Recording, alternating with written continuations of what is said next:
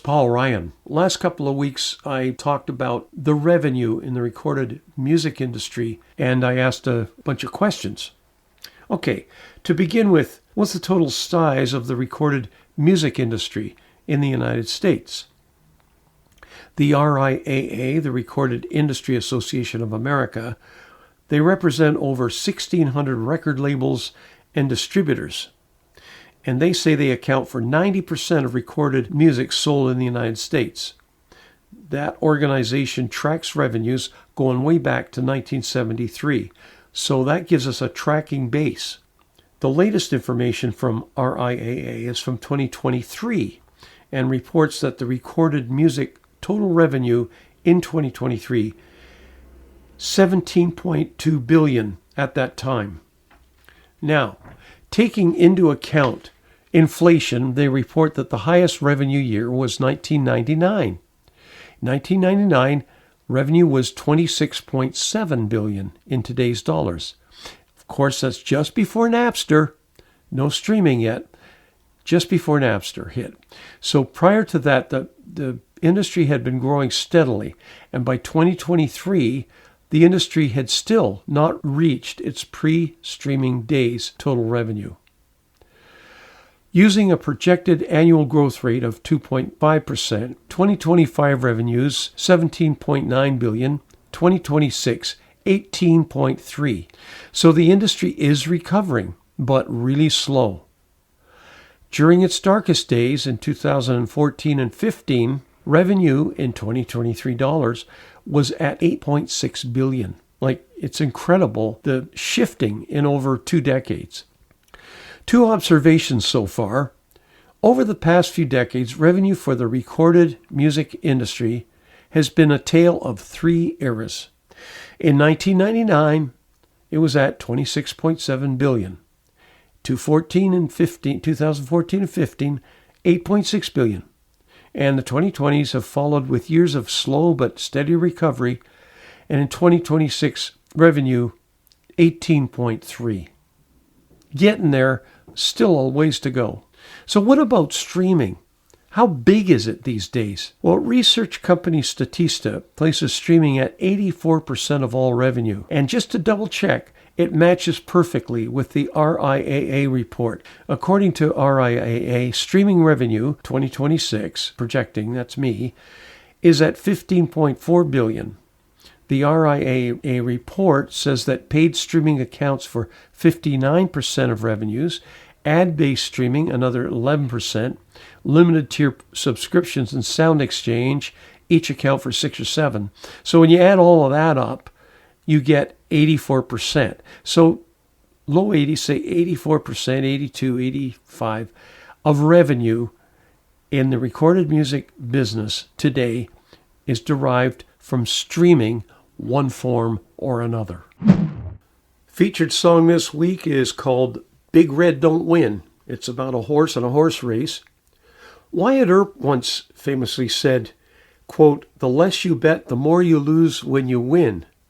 The less you bet, the more you lose when you win." I wrote Big Red Don't Win to mirror that thought in the mind of a horse race fan and a gambler with this overriding hunch on a long shot horse. In the song that I wrote, the horse Big Red was a habitual loser. But for once, this one race, on this one particular day, he paid big.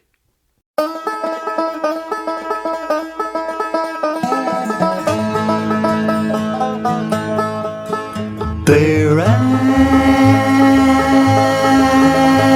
the post, words that cheer a busy man, so I hit the racetrack when I can. Long shots are my stock and trade. I never wager very large, no winning big, no losing hard. A careful gambler, you could say. There at the post, I heard it at the track today, walking through the entry gate. Something caught my eye, the strangest thing. A street guy with a funny grin was holding court on how to win a modern homo philosopher king. He said, the less you bet, the more you lose when you win. Don't matter if your luck is down, don't matter how it's been. For all those tough and lean times, all the in-between times, good fortune's not a frequent guest, so bet big when you can.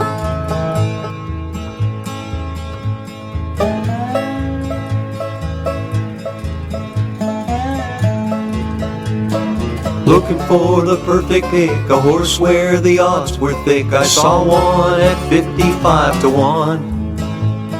A big horse never won a thing. His name was Big Red Don't Win, so I put down a modest sum. I tried to walk away, but the hobo's words I couldn't shake. I became a gambler tempting fate. I emptied all my bills, my cards and change, hoping that I might break through, and maybe somehow Red was due to come of age and win his race today. I sat down in my favorite seat to watch Big Red Don't Win. All my hope upon this horse, I'll admit, was awfully thin. When the race began to go, sure enough Big Red was slow, running last then dropping back as if he'd lose again. But things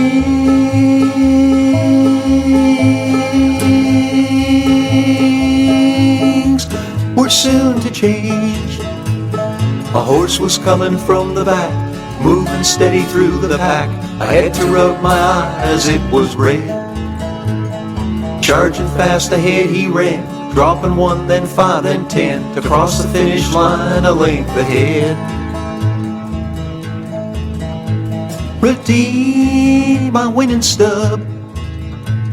I wanted to do things right, I'd used the hobo's good advice, so I went and gave him some of mine. He thanked me as he took the cash and put it with another stash. It occurred to me he did this all the time. He smiled back at me and said, not bad for just one day.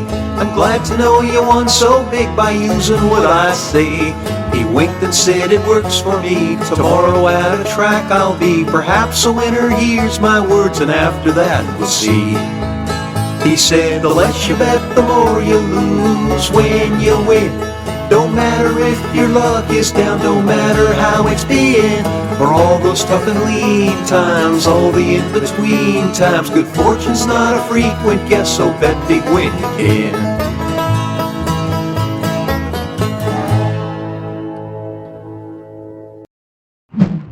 In the last episode of The Musical Life of Freddie Spaghetti, he'd packed up and headed out into the road for the very first stop on the tour, just like the pros do.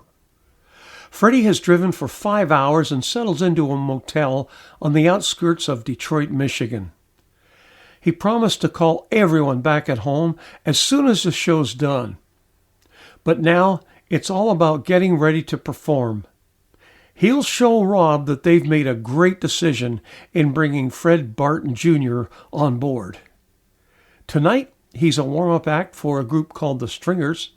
The Stringers do rockabilly and country music, and Freddie's music is more acoustic, more folky. So after Freddie does his show, the stage is going to be quickly rejigged to allow for percussion, multiple microphones, and a more conventional setting. Rob called Freddie earlier in the day to tell him that a bass player by the name of Joel would show up just prior to Freddie's show. No need to rehearse, since this bass player could follow anyone, even in mid-performance and even with brand new, previously unheard of material.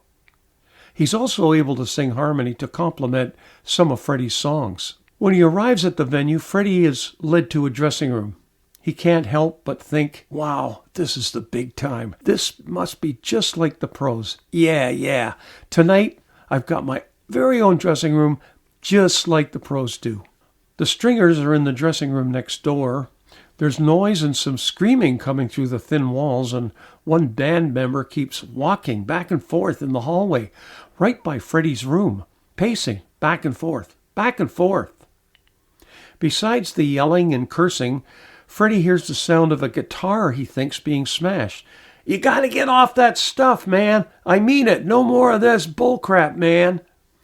The voices seemed to be getting louder, so Freddie shut the door tight, hoping the noise and the arguing would pass. He's got to focus, and this was one of those distractions, exactly the kind that Bob Hackett has warned him about.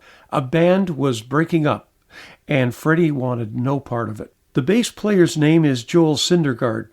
He's a local from Detroit and has worked with some of the great jazz acts in the area. Over the past 2 years, Delta has hired him to work with their performers, since Syndergaard is reliable, shows up on time, and he's experienced with both electric and double bass. With Freddie, he's going to use a portable electric bass. It's lighter than the big plywood basses and more compact. It makes the sound more like a double bass than an electric bass. And so this allows Syndergaard to travel more portably and yet still provide Freddie the acoustic sound that he wants. Syndergaard strolls into Freddie's dressing room and introduces himself. There's a brief conversation about the songs, the tempos, the keys, and some special areas that Freddie doesn't want his bass player to miss. The meeting lasts no more than a few minutes, and when they're done, Syndergaard taps his head as if to say he's committed everything to memory. Noel Syndergaard is thin and about average height. He's got long, blonde, thinning hair with a little premature gray creeping in. His appearance reminds Freddie of the old pictures of those 60s hippies. He talks a mile a minute, and his mannerisms are herky-jerky. Strange, Freddie thinks. I guess that's what bass players must be like. A few minutes later, an older gentleman knocks on the door. "You're up!" Freddie takes a deep breath. He grabs his guitar, heads out into the hallway, and towards the stage. That evening, Freddie received an encore at the end of his set. As he's packing things up, Syndergaard poked his head through the open door. "You got something really cooking there, man." On behalf of Paul and Ryan Tunes, thank you for listening to this week's Sound Threads. Please check us out next week for another round of Sound Threads.